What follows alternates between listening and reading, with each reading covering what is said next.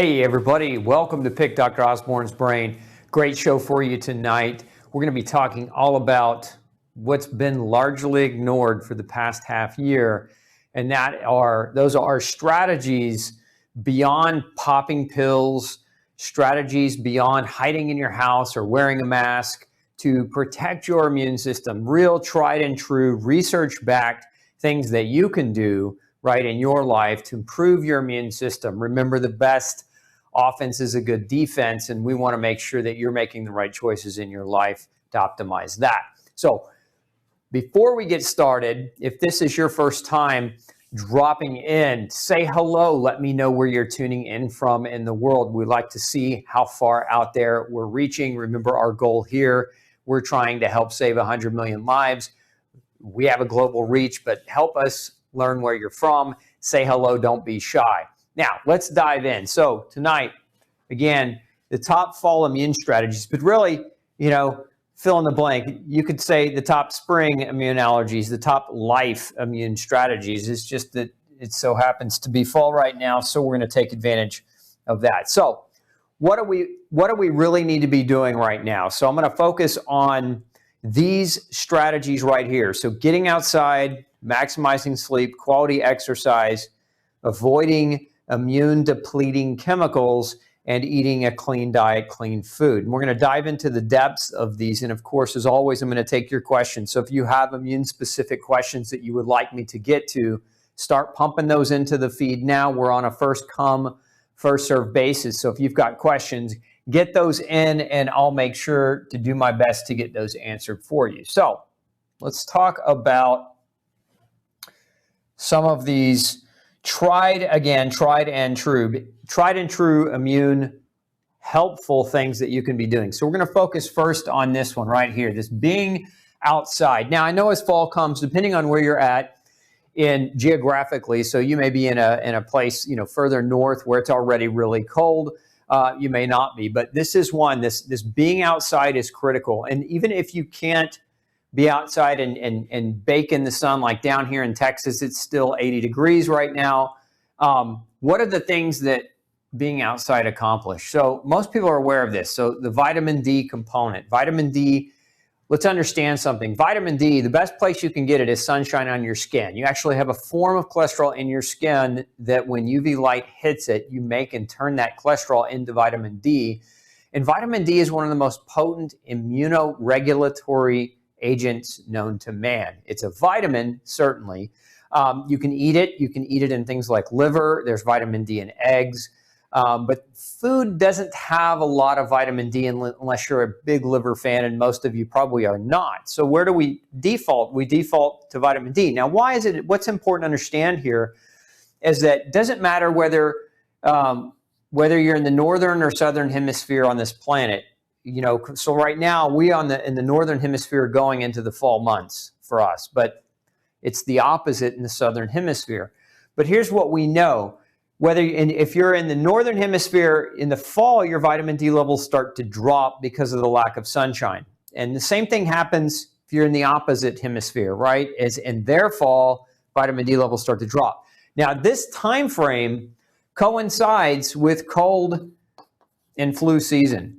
It's important to understand this because one of the most immune regulating, or we could say maybe boosting is the wrong word, but it helps your immune system stay stable and strong is vitamin D. And that's why I've talked in the past about doing vitamin D therapy, high doses of vitamin D for several days to make sure that coming into the fall months, your vitamin D levels are positioned well. Again, being outside, though, there's no substitute for that. It helps us to produce that vitamin D. It also helps us to produce melatonin. Now, a lot of people don't realize this, but melatonin has immune modulating effects, meaning it's very, very important to help your immune system. Melatonin is a powerful antioxidant, and we need antioxidants to protect our immune system and to give our immune system the ability to fight off infectious microorganisms. So it's very important. But melatonin also regulates healthy sleep. And as we'll get into over here, sleep is going to be an important aspect of immune function as well. So if you're not outside, what happens is when we get sunshine exposure on our eyes, our that sends a message to our brain, and then our brain is capable of generating over the course of the day, generating melatonin. And what melatonin does is it builds up to a certain level, is it induces sleep. Okay, so if you're not getting outside, you're not getting that melatonin. This is where a lot of people struggle with sleep. And when you struggle with sleep, guess what else you're going to struggle with? You're going to struggle with your immune function. Your immune system's going to tank when you don't get adequate sleep. So we know that, I know it sounds like they're not connected, but being outside is actually very critical for healthy sleep. So many of you have jobs where you go indoors, you're working indoors, you're working under artificial light sources that don't actually help you make melatonin. So if you're one of those and it's just impossible to get outside for the right quantity of time, and I recommend being outside, 2 to 3 hours a day being outside. Now, if you're fair-skinned and you can't handle that much sunshine, understand you can be under a shade umbrella, you can be under an awning or on a porch where you're still outside, you're still getting exposure to that light from the sun, but you're not putting your skin at risk for burning. This is very, very critical. Now, if this is an impossibility for you because when you go into work, it's dark, and when you get home from work, it's dark, then one of the things that you might consider is something called a happy lamp. A happy lamp is a light source that you can put it on your desk. They're about yay big. Well, I'm not drawing this to scale, but they're lights, and they sit up on your desk, and so they're kind of framed out. They look like a long rectangular box, but you put them about 2 feet, 18 inches, 24 inches away from your face, and let that hit your eyes, especially when you go in first thing in the morning. Let that shine on your eyes for at least 20 minutes. It's going to help you produce melatonin, which is going to aid your immune system as an antioxidant, but it's also going to aid you in the sleeping process. So very, very important. One of the functions of being outside is that melatonin. Grounding, being outside, touching the earth. The electromagnetic field of the earth has actually been shown to be immunobeneficial, meaning it can support your immune function and help your immune system do its job. Most people today, what do?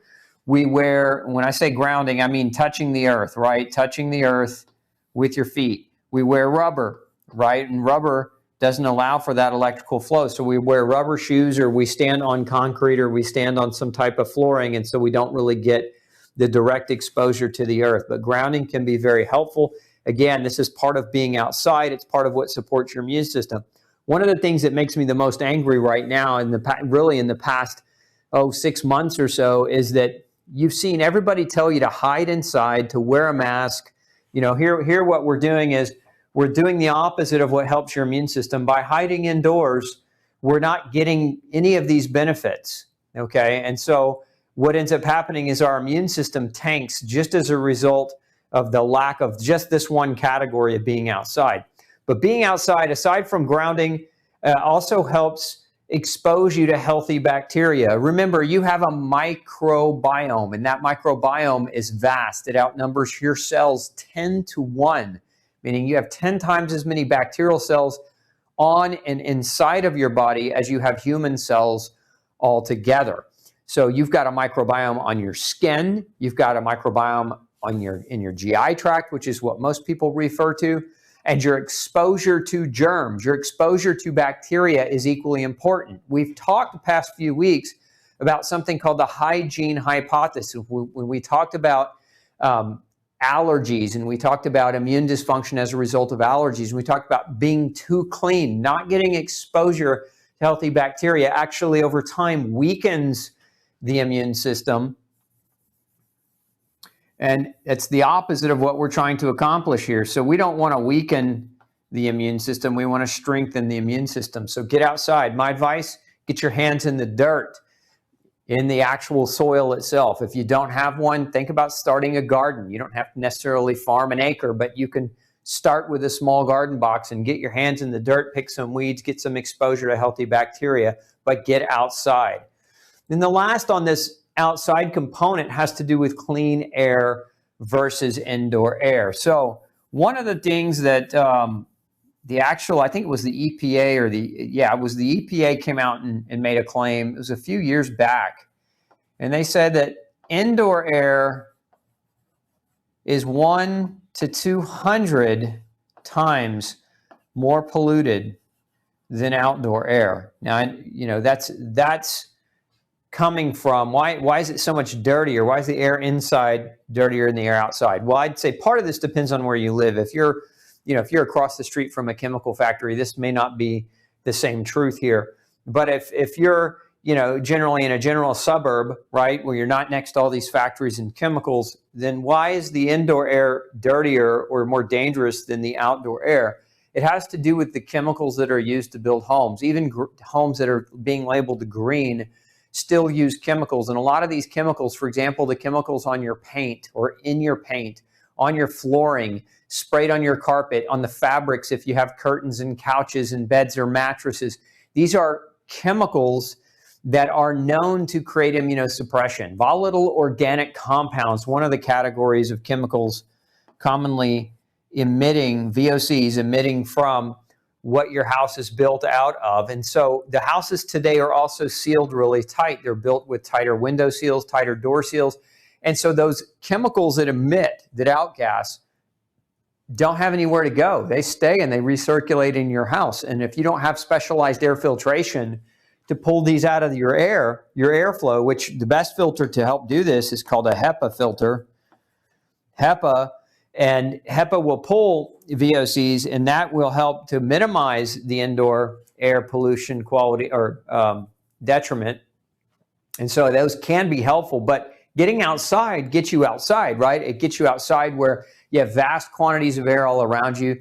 It's much less polluted. There's a lot more, we'll just say, fresh air, right? Because the air in your home that recirculates is full of the chemicals and it just continues to recirculate. So being outside gets you exposure to a cleaner variety of air, but it also gets you exposure to healthy bacteria. It gets you exposure to antigens in the air. These antigens help stimulate your immune system to work better.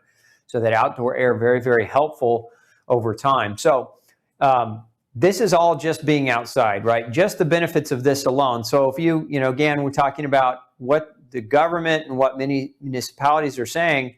So a lot of them are telling you to hide inside, right? Go inside, stay at home, flatten the curve. And I know we're beyond the flattening the curve elements, and I don't really want to talk too in depth about COVID, but it infuriates me to know that so many people have been on lockdown and they're missing out on all these elements, and none of the officials are talking about these things. And these are some of the most important and critical factors for good health. Let's talk about the next one, sleep, next category. So sleep modulates stress. And what way? Sleep resets your stress hormones. You have a kind of a balance of different hormones. And we talked about melatonin earlier, and we said the importance of getting outside helps to induce sleep. But there's this balance between melatonin and cortisol. And so what happens when you don't sleep is you alter your cortisol. You disrupt your cortisol pattern. So you get an imbalance in cortisol production. Well, cortisol is the hormone that helps us cope and adapt and deal with stress. When we're under too much stress from lack of sleep, cortisol goes up, okay? When you take cortisol up, that increases your blood sugar. This is one of the side effects of cortisol being elevated for too long. The blood sugar leads to something called an AGE. And it's an acronym. AGE stands for Advanced Glycation End Product. What this basically means is it makes your blood and the proteins in your blood and the hormones in your blood sticky, and it makes them function less efficiently. So you age faster, right? So that blood sugar is not a good thing to have elevated. The other thing that cortisol does when it's elevated over time is it causes a reduction in muscle tone and muscle mass. Cortisol is a catabolic steroid. It breaks your muscle down. And when we talk about exercise here in a minute, you're going to understand why that muscle is super critical. So if you're not sleeping, in essence, you're going to stress your system out enough to create elevations in cortisol that disrupt blood sugar and over time cause muscle loss. And all these things combined together impact and affect the way that your immune system is designed to work. So it's a bad idea to not sleep. Now, what is that critical time frame for sleep if we're really trying to reset our cortisol values? So understand your cortisol in the morning. So we talk about when you wake in the morning. So let's just do a quick diagram. So if this is the morning when you wake, and this is midnight, okay, your cortisol in the morning when you wake should be up here, okay, at its highest point, right? And then we get to somewhere around noon, your cortisol levels dip to about here, and then we get to around 4 to 5 p.m., they drop again, and then when we get to midnight, they drop even lower. So we get this kind of, your cortisol works on this curve. It's like almost like a U-shaped curve. And so depending on the time of the day, that's why it's called a circadian hormone. It's not the same. And a lot of people do this. They go to their doctor and their doctor measures their cortisol, and they only measure it at one time of the day, right? So if you're going to get an accurate assessment of whether or not your sleep is disrupted as a result of cortisol imbalance, you need to take it multiple points along the course of your day. So take it when you wake up, take it around noon, take it around 4, and take it before you go to bed. And this way you're going to get that pattern of what your cortisol looks like. So this repeats itself. So when you go to bed at night, this is what happens. The connection between cortisol and melatonin is your melatonin levels drop as you go to sleep, and your cortisol levels start to rise until they peak in the morning, and that's what wakes you up. Cortisol wakes you up every day. So what happens is when you're not getting adequate sleep, initially your cortisol spikes, and then you have a hard time sleeping accurately. But over time, as you're under more and more stress, your cortisol levels actually start to drop because they can't keep up with the demand. And when they drop, then you're tired all the time. Then you are constantly wanting to be in bed. So you don't want to, that can take 6 months of chronic stress to achieve that, but we don't want to get you to that point. So it's very important that you sleep. Now, what that time framing is when we sleep to repair, it's 10 to 2. 10 p.m.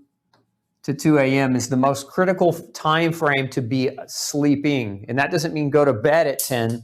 That means be asleep by 10. That doesn't mean wake up at 2 a.m. That means be asleep until at least 2 a.m., preferably longer. So don't just sleep in that 4-hour time frame, but definitely be asleep during that 4-hour time frame to modulate your stress, to maximize your hormone productivity, to regulate your blood sugar. This is all about immune benefits of sleep, because remember, if you're not getting that sleep, these things will begin to happen and your body will break down and will age faster.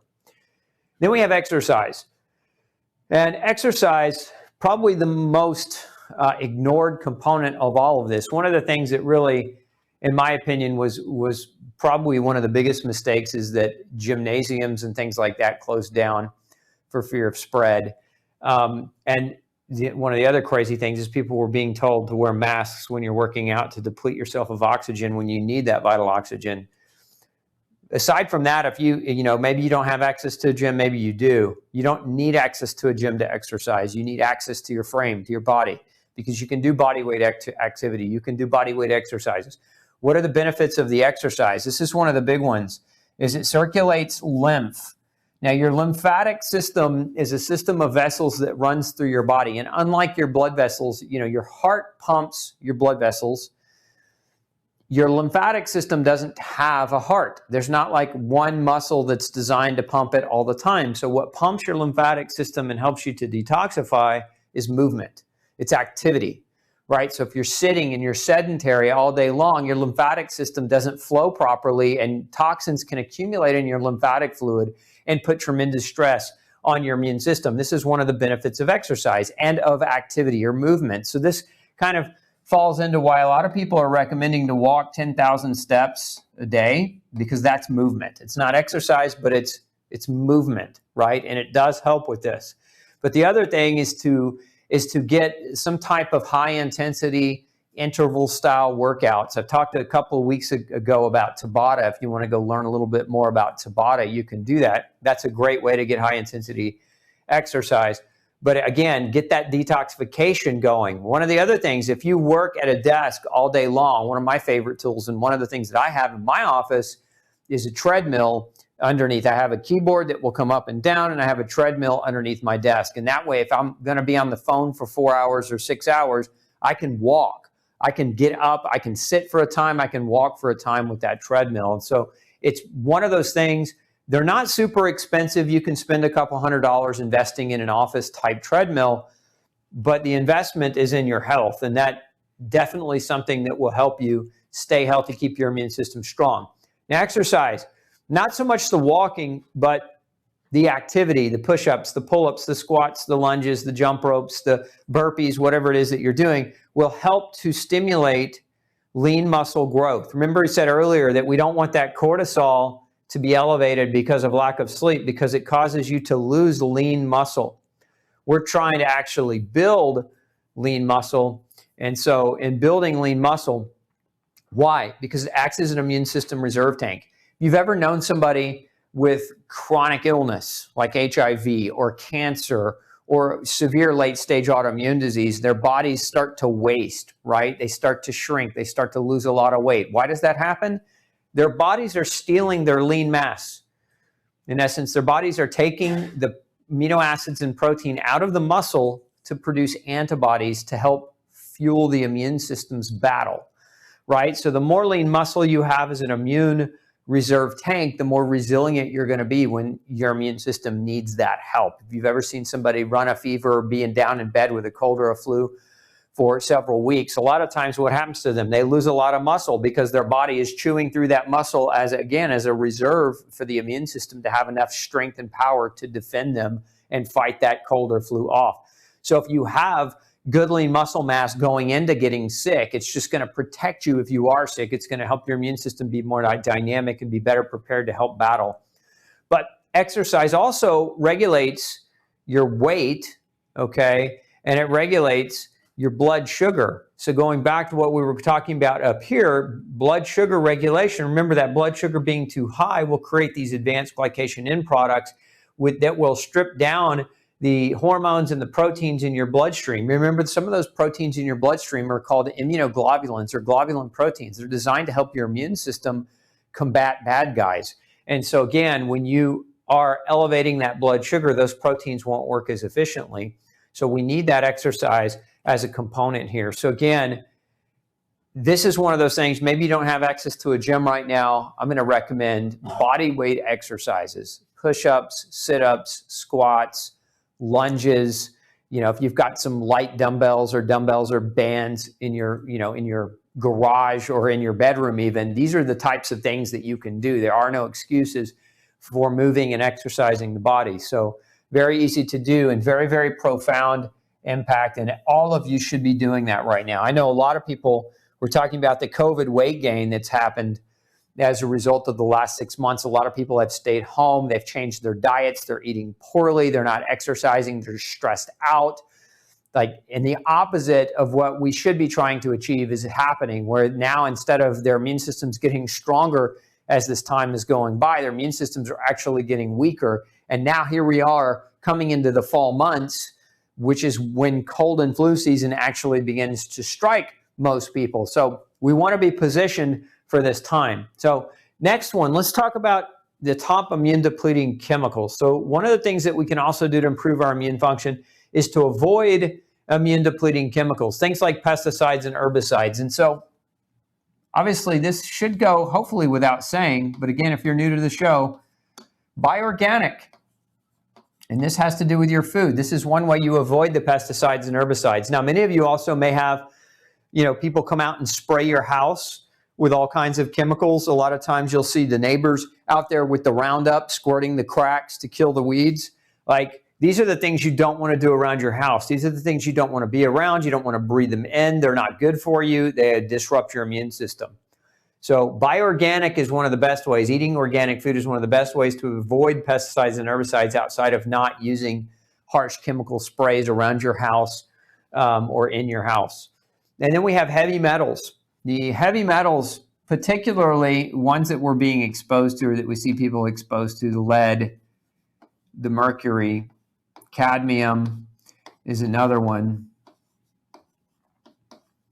All of these are immunosuppressive metals. And so lead, for example, if you remember, it was a few years ago, but in Flint, Michigan, the water was contaminated with lead and it was making people very, very sick. And so it was part of the reason why was the infrastructure of that town was so old. The solder around the pipes was a lead solder, and so it was leaching into the drinking water. And you remember your city pulls, they make sure that there aren't any bacteria or microorganisms in the water that you drink. But as far as chemicals, your city's water filtration system plants are not designed to pull toxic heavy metals out of the water. So heavy metals can be in the drinking water. Mercury, a lot of you get mercury exposure from your silver amalgams. If you've got old amalgams in your mouth that have broken down over time, remember it's a good idea to get with a biological dentist and have those things removed if they're problematic, because mercury can also damage your immune system. Cadmium is another one. Cadmium and arsenic, I should have written that one down too. This is another big one. These two,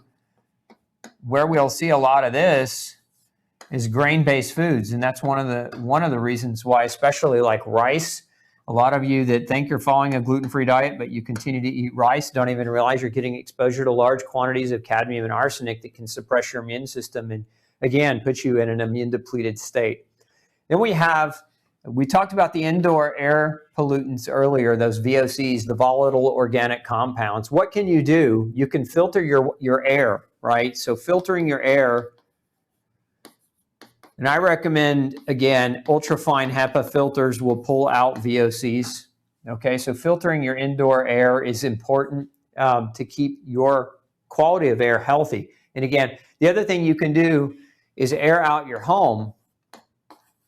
Open up the front door and the back door, or the front windows and the back windows, and let a cross breeze come through the house and pull some of that chemicals out. Remember, in biology, there's this law called passive diffusion, which means if you've got a concentration of indoor air pollutants, when you open the front and the back windows, those air pollutants will naturally gravitate toward gassing outside of the home. And so you'll get rid of a lot of that outgassing as a result of airing out your home, keeping, when the weather permits, opening up the windows and doors. And this is a really good time to do that, because as we're coming out of summer, the temperatures are dropping a little bit, so it's not like ungodly hot where you can't handle it. So this is, again, one of those times where you can do that. Mycotoxins. Now, some of you may have water-damaged homes. So water damage, if you've got a history of water damage in your home, and you may have mold potential, understand that mycotoxins are like VOCs. These are very immunosuppressing chemicals. Now, we find mycotoxins in water-damaged buildings. We can also find mycotoxins, as I mentioned a minute ago, with metals. We can find those in grain. Remember, one of the biggest and largest sources of mycotoxins in the diet is from foods that are grain-based, especially like your wheat and your corn-based products. And so these guys right here, again, will deplete your immune system. They are actually immunosuppressants that are known to contribute to cancer, among other things. And then we have the petrochemicals. Now, if you are in the city, this is where you're going to get the biggest bulk of exposure to petrochemicals when you're pumping your gas, when you're driving behind somebody's got a car and they have no muffler and they're just blowing exhaust all over you. So when you're driving on the highway, roll your windows up and keep your air conditioner on, because your air conditioner has a filter in it. It's going to filter some of those chemical exposures on the highway out so that your lungs aren't having to filter those things. So that's one of the ways you can protect yourself from these, outside of, again, being at home or being in fresh air, living further out from the city, depending on where you live, whether you can move or whether you can't move, etc. Because you don't always get to control this one. The way we control petrochemical exposure, for the most part, is we filter our air at home, because that's where we have control over the air. We're not going to control technology and what people use or don't use. And then we have foods. So these are chemicals. Then we have foods. Now, some of these chemicals are found in foods. As I mentioned, we got mycotoxins in grain. We can get heavy metals in grain. We can get pesticides and herbicides in non-organic food. So there's some redundancy and overlap amongst these. But processed grain, probably one of the most adulterated and unhealthy immunosuppressive foods that you could consume. Processed dairy comes a close second, and sugar comes in third. And actually, these probably all tie for first. They're all equally probably just as bad for you. We know that these foods, then definitely, especially the ones that contain a number of the artificial dyes and the other preservatives and coloring agents, etc., that many of these chemicals are immunosuppressive. And what you cook your food on or in. So your cookware, which I didn't put on this list, but you could also add to this list, I don't know if you guys saw a couple weeks ago, there was a study published on the surgical masks that many people are wearing, those blue ones. They're sprayed with a Teflon-based chemical, right? It's the same thing that they spray the nonstick cookware with. Now, what happens with nonstick cookware over time is that Teflon breaks down into your food, and it's an immunosuppressant. It's actually now been linked to an increased risk for the development of celiac disease, which is the autoimmune disease of the small intestine. So interestingly enough, you've got to be aware of your cookware. And I recommend a stainless steel, or I recommend some type of cast iron. You're going to get, is whatever you're using in cookware, make sure you buy it US, because there are laws in the US that you're buying foreign pans and pots. You might get some things in there that you weren't asking for, especially things that are made in China. A lot of that stuff gets recalled after the fact, after you've been poisoned with it. We've had several China recalls as a result of contaminants in cookware, contaminants in cosmetics, contaminants in pet food, etc. So don't trust that. We have laws and regulations we've created here in the U.S. to help protect citizens, and cookware is one of those things that you want to be looking at. But if you're wearing a mask right now too, my advice to you is take the Teflon coated mask off and put a cloth mask on that doesn't have that Teflon spray on it, so that at the very least, if you're wearing the mask, you're not absorbing or breathing in the chemicals from the mask. So again, because that would fall up here under immune depleting chemicals, right? And so again, we're trying to make the immune system strong right now. So your cookware matters. What you cook your food on and the type of cookware that you're using matters, because that gets in your food and that's what you end up eating. So these are all, again, super important. And I wanted to cover this tonight because just nobody has talked about these 5 strategies. Everybody's talking about, including myself, right? Vitamin C and taking zinc and quercetin and NAC and vitamin D and other immune supporting supplements.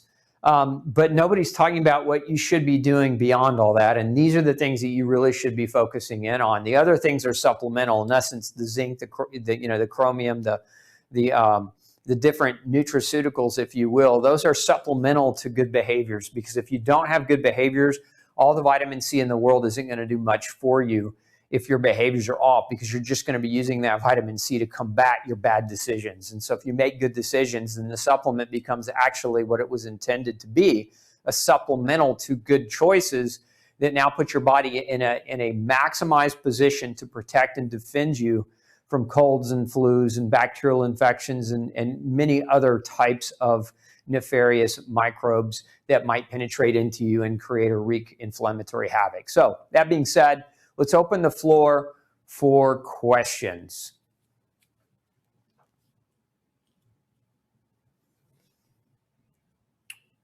Okay, let's see here. Can vitamin D3 in supplements cause cholesterol levels to increase? I've not ever really seen that happen or seen any research, Marie, that shows that to be the case. So it wouldn't be at all a suspicion of mine to see cholesterol elevate as a result of vitamin D supplementation. Remember that vitamin D is made from cholesterol, not the other way around. Taking vitamin D doesn't increase your cholesterol. You need cholesterol to make vitamin D from sunshine, biochemically speaking. So no, again, in my experience and in as far as I know in the medical research, no vitamin D supplementation has ever been shown to cause high cholesterol. Let's see here. Robert wants to know, should vitamin D3 be taken with K2? Yes and no. We're getting a lot of that question coming in of late. K2 helps push calcium into your bone. Okay, now vitamin D3 helps you absorb calcium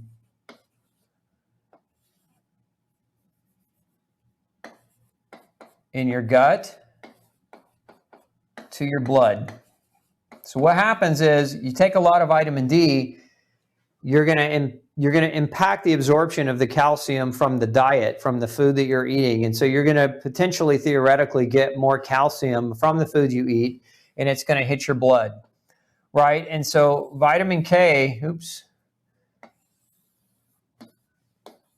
pushes blood calcium into the bone. So what some people are out there saying is that if you take vitamin D, it actually will cause calcium deposits or plaques to form in your arteries if you're not also taking vitamin K2. And that's not true. That's absolutely not true. Now, in theory, it is not a bad idea to make sure you're getting adequate vitamin K2 in your diet and adequate vitamin K. But, I'm going to come from the perspective of running tests, because that's what I do. I don't like to guess. When people come to see me in my nutrition practice, it's all about being as objective as we can possibly be, because research has to a certain extent, be somewhat subjective. Not all research is going to be fitting for everyone. So we can't say that this is true of everyone, right? And what we can also not say is everyone, when their vitamin D levels are low, that everybody with low vitamin D also has low levels of vitamin K2.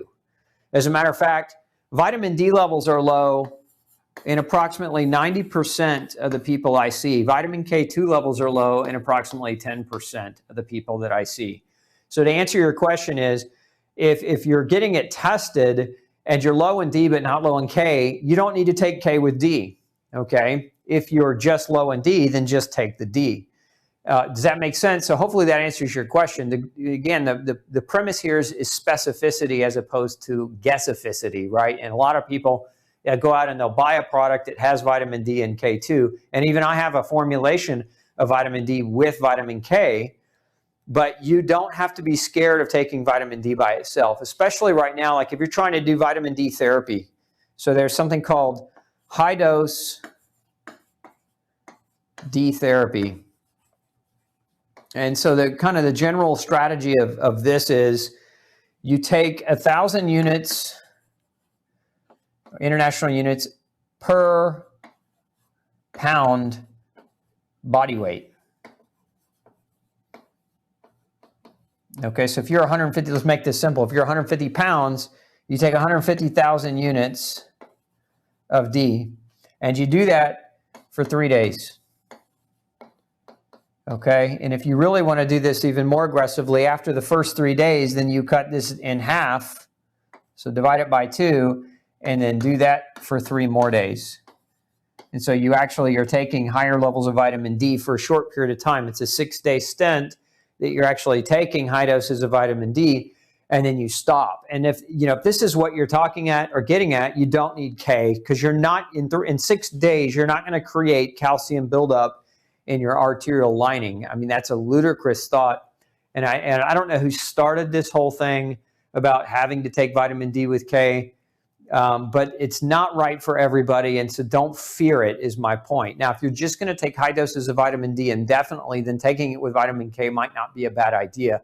But again, it's not something you need to do, especially if you're going to do something like this high-dose vitamin D therapy. Let's see here. What should vitamin D, let's see, I answered that one. Can the villi in the small intestine recover from gluten after years of damage, and how long does it take? Yes.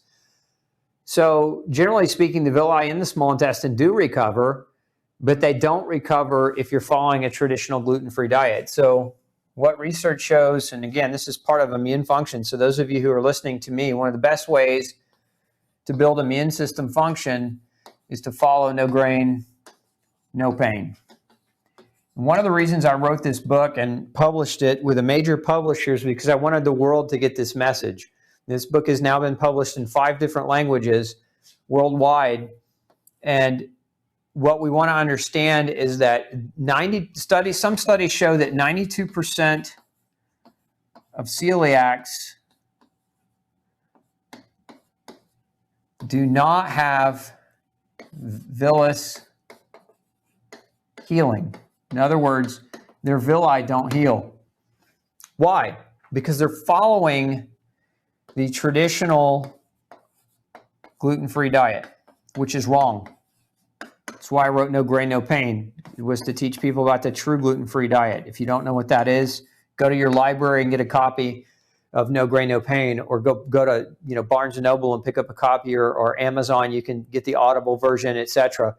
But there's a huge difference between the two. And so where people don't heal, so to answer that question was, even after years of gluten-induced damage, can the villi return to normal? They can, provided you're not following that traditional diet, because again, 92% of people following that traditional diet don't actually see recovery of the villi after that damage. So make sure you're following a no grain, no pain protocol.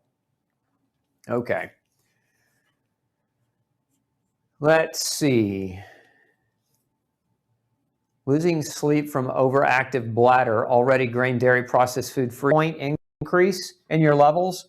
To get an elevation in your D, most people have to be solidly 10,000 units a day for a few months to get a good elevation. Now, the other thing, though, it's not just about supplementing with D. And is liposomal D better? It's not liposomal. Think of it as vitamin D is a fat-soluble vitamin. So if you can take it in a micellized form or a fat-based form, you're going to get better absorption than a crystallized powder form. But if you're taking 10,000 a day, you'll overcome even if it's not liposomal. But where most people struggle with getting their vitamin D up and then keeping it up is that they have chronic inflammation. If you have chronic inflammation, your vitamin D level is there. Your vitamin D is being used basically to combat that inflammation. And so even if you're taking it, you're burning through it as you're taking it. Your body's using it up, right? So always have to address the chronic inflammation. If you don't address that, so like me, I don't really take supplemental vitamin D except for twice a year. I take it in the fall and I take it again in kind of the middle of winter. I do a high dose vitamin D therapy just to make sure my levels are strong and high as a preventative. But because I don't have a source of persistent chronic inflammation, I don't have any forms of autoimmune disease or other issues, my vitamin D lasts. And so it's better preserved. When you don't have chronic inflammation, the vitamin D that you make and produce is better preserved for you. And a lot of you that struggle with chronic inflammatory autoimmune problems, one of the issues you're struggling with is that chronic inflammation depletes your D faster. So even supplementing with higher levels is not enough to get it to pull it up where you need it to be.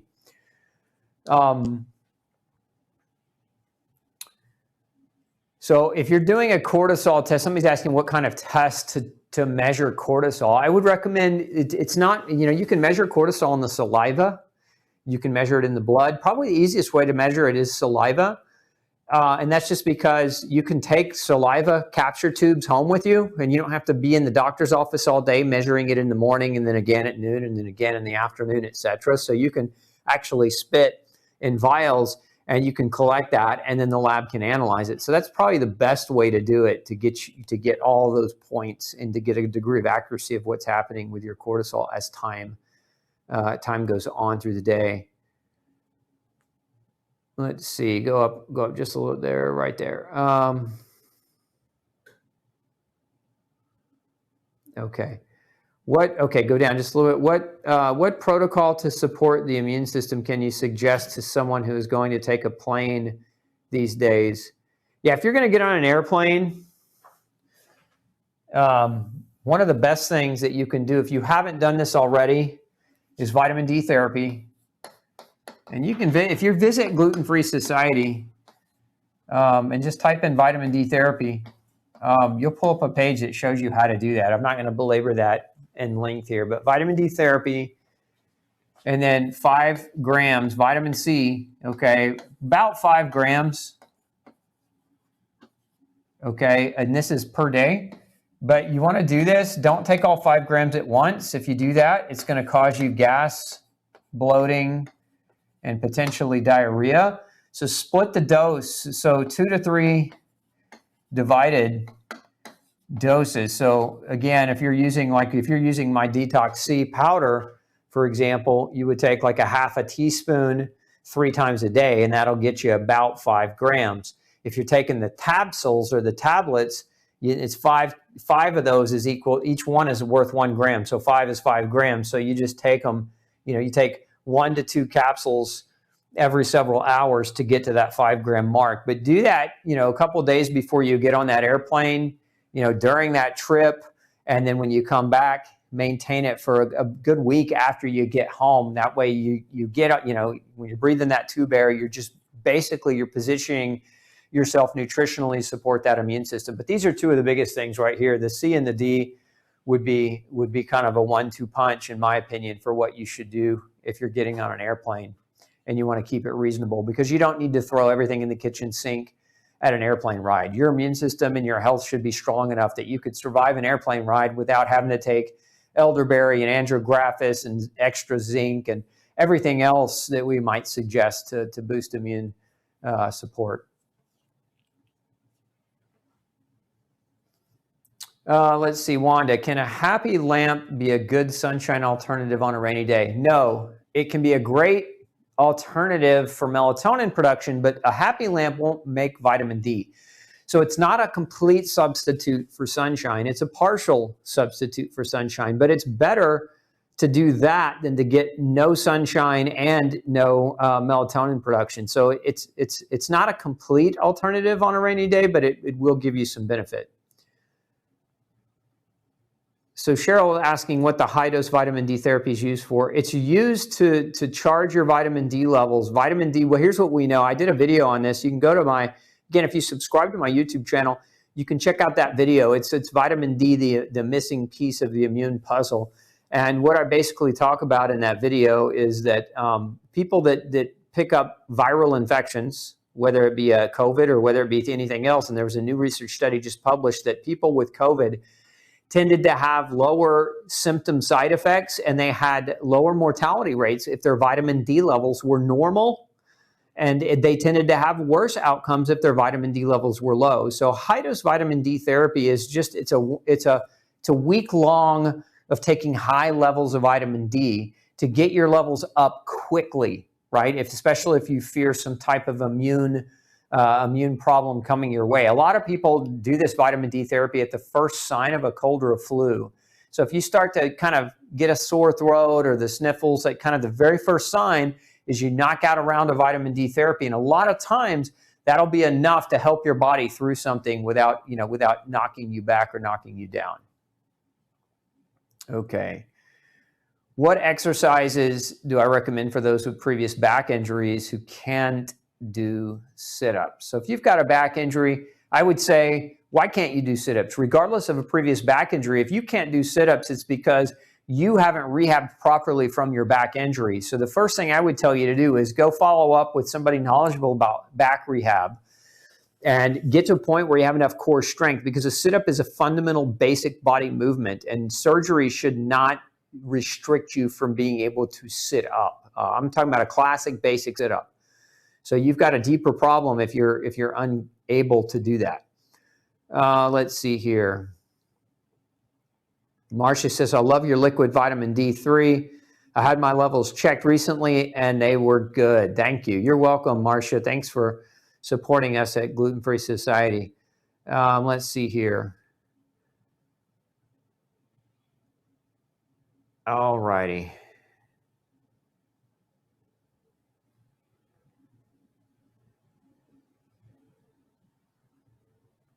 Okay, looks like, yeah, we lost the feed, so it looks like we lost some of the questions in that. I think I answered that one. Scroll up on the right for me on maybe we could refresh the feed.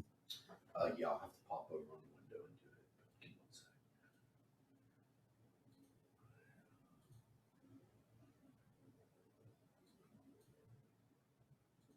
Sorry, folks, we're having a little bit of technical difficulty tonight.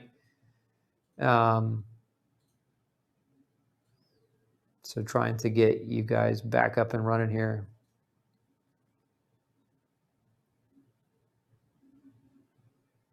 Okay, go back down a little bit. Yeah, I think I got to those. Yeah, Renee's asking, is the video available once you're done? Yeah, Renee, and if you subscribe, you actually get an email with a link to the videos and the archives. So make sure that that you subscribe to the channel, and we'll not only get you access to the replay, but get you reminders on where to find it. So let's see here. After taking high-dose vitamin D, Ultra D3 for 3 days, should I continue taking 1 capsule daily? So if you're doing the vitamin D therapy that I recommend, that you take 3 capsules a day for 3 days, and then you take 1 capsule a day for 3 days. And after that, you can discontinue. Now, there's a caveat to that. If you're doing vitamin D therapy, please, please, please pay attention to this. Do not do vitamin D therapy if you have kidney disease, if you have sarcoidosis, which is an autoimmune condition that affects your kidneys. Because if you have a kidney issue, you can actually cause calcium rises in the blood that can be critical. That can actually put you in danger's way or harm's way. So you have to make sure that when you're doing vitamin D therapy, you don't have pre-existing kidney disease or sarcoidosis. Very important to remember that. Now, if you're clear of those two things, if you've gone through a round of therapy, the next best step would just be to ask your doctor to measure your 25 OHD levels. And your goal coming into fall, you want that to be between 70 and 100. Now, the range for most labs will have a range of 20 to 100 or 30 to 100, meaning they're going to call you normal if you're 20 and 30. And this is actually, most of the leading researchers on vitamin D know that should not be part of the normal lab range, and that if you're really trying to be optimal for immune function, you want it to be between 70 and 100, not as low as 20, 30, 40s, 50s, not the best level. Let's get it up into that range, especially if you're coming into these, fall, winter months, and your goal is to give your immune system strength. Let's see here. So where can someone start if they are so reactive to every supplement that they take, and so then they can't take them? I would start, if I were looking, I would start at looking at mold toxicity, because it's very potentially possible you have a mold issue you don't even know about. Supplement overreactivity or reacting to supplements, oftentimes if you react to every supplement, that's a hallmark of being exposed or being in mold. So I would have mold investigated as a potential possibility.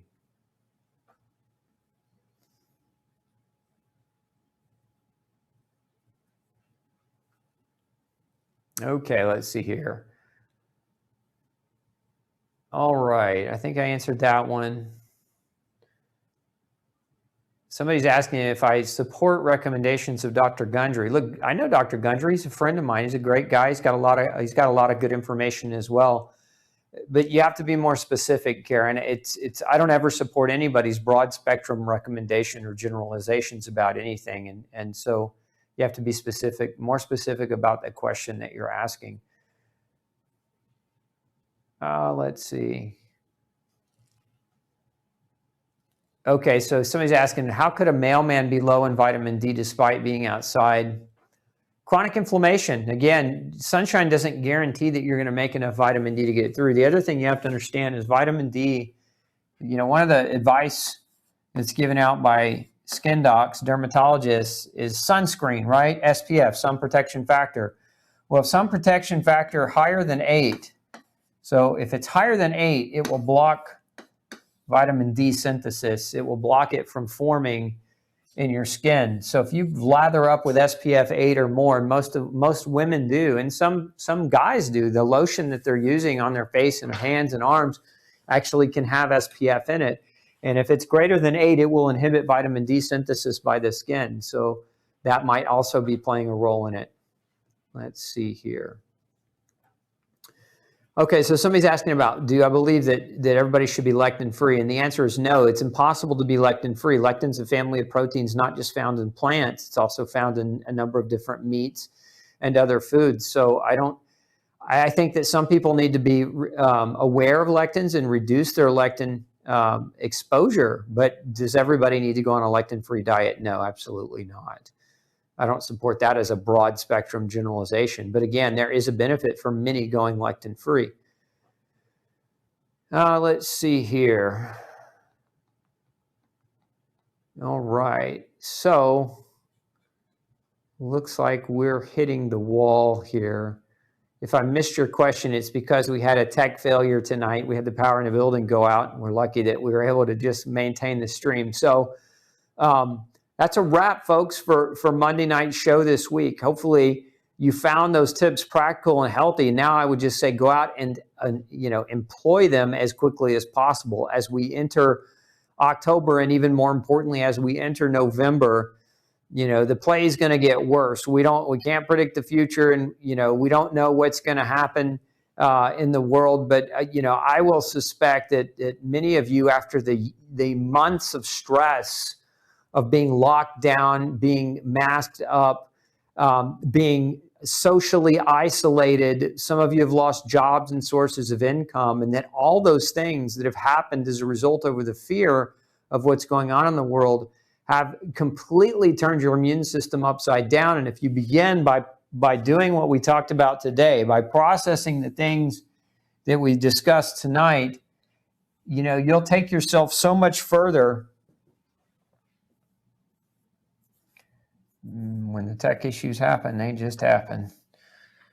That even zeroed out on me. So you'll take yourself so much further than if you don't do them. So remember those key fundamentals, right? It's sunshine, it's exercise, it's sleep, it's clean food, it's avoidance of chemicals, it's getting fresh air, and being outside. Like, those are fundamental to human health and to human life.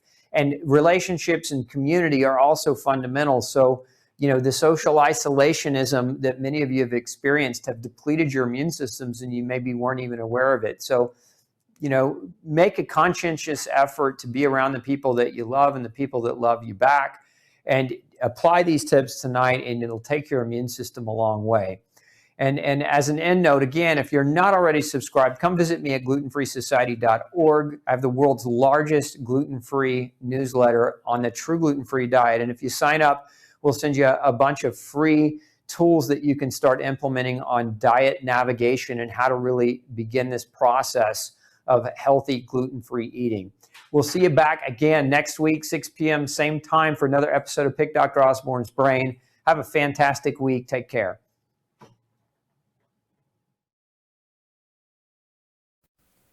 Hey, don't forget to tune in next week, same time, 6 p.m. Central Standard Time, for another Pick Dr. Osborne's Brain show. Bring all your toughest health questions to me. I look forward to answering them. And before you leave today, make sure you hit subscribe. And once you do, click that bell. That bell is going to allow us to remind you right before we go live. But it's also going to allow us to remind you when we come out with other video content all week long. We've got lots of episodes coming your way all week long, and I don't want you to miss anything. So again, subscribe, hit that bell so that you can get notified when we have that new information put up for you. Thanks so much, and I'm wishing you excellent health. Have a great week. We'll see you next Monday night.